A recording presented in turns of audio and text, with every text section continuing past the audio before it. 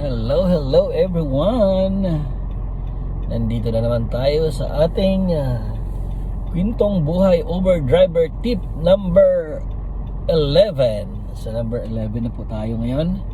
So ngayong araw ay meron tayong isang maiksing kwento lamang para sa ating buhay Uber driver tip number 11. So which is nangyari ito sa isa kong pasahero, which is di ko inaasahan na from Walmart ko siya pinick up papuntang airport. So nagtataka, papuntang airport from Walmart, and wala siyang dalang gamit actually. So wala siyang dalang gamit, papunta siya ng airport. So mayroon pala siyang susunduin sa airport, and then pupunta sila sa rent a car. So kaya didiretso sila sa rent a car. So which is pang nangyari nung na-pick up ko siya, nalilitong kasi sa airport sa Walmart, kasi sabi niya dapat merong di ba? Dapat merong, there's supposed to be a spot for share riders. Yeah, I understand there's supposed to be a share ride spot. Kasi actually nakasalubong ko na siya, tapos papunta siya ng ganun. So, parang yung direction din doon sa niya. Kasi sakto yung pag pick up ko sa kanya, sakto din yung spot na yun, doon ko ibababa yung aking pasahero. Siguro nalilito siya. So actually, yan kasi mahirap minsan pag hindi ko masabihan kasi naglalakad. Kasing pasahero, bababa mo pa. So unahin mo na yung ibababa, di ba? So yun.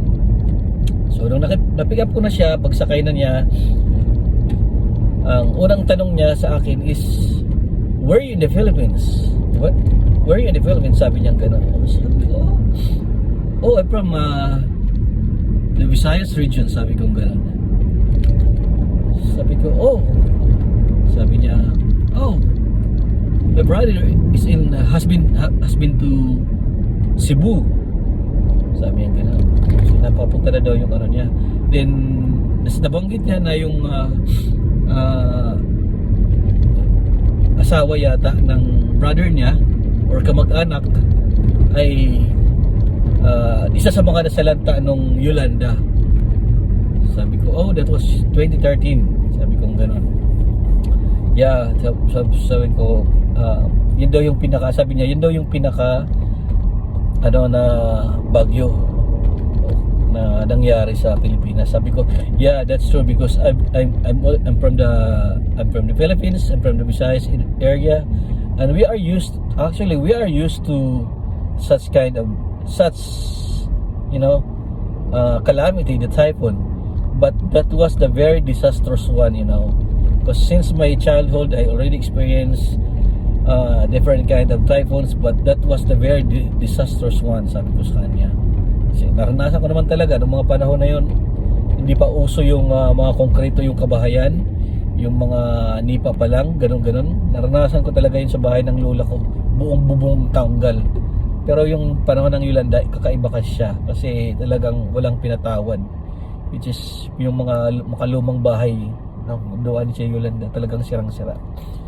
So yan, nagkuno kami about that, then kung saan siya galing. So usually pang nandito na may mga kakilalang Pilipino, usually from California, na nagpupunta dito sa Arizona. Tapos yan, hanggang sa mabilis lang naman ang biyahe, hindi naman ganong matraffic. So dahil wala siyang dala, di ba, wala naman siyang bag, mayroon siyang ilang binili sa Walmart. Pagbaba niya doon sa airport, so madali lang kasi hindi ko na bubuksan yung likod, kasi yung mga kadalasan may dalang bag nasa likod, merong luggage na sa likod. So yan, pagbago siya bumaba, dahil sa may inabot siya agad sa akin. So akala ko lang, yan, inabot siya sa akin to. Akala ko $2 or $3 lang. So nung binaylang ko 2, 3, 4, 5, so liba pala. So binigyan niya ako ng $5. Jeez, sabi ko, thank you very much. So yan, meron tayong konting blessing, kahit although di naman kalayuan yung biyahe, pero di ba? meron tayong blessing na natanggap mula sa kanya. Siguro dahil medyo nagmamadali siya and nakarating siya agad. Siguro hinahabol niya yung yung kikitain niya doon sa salubungin niya.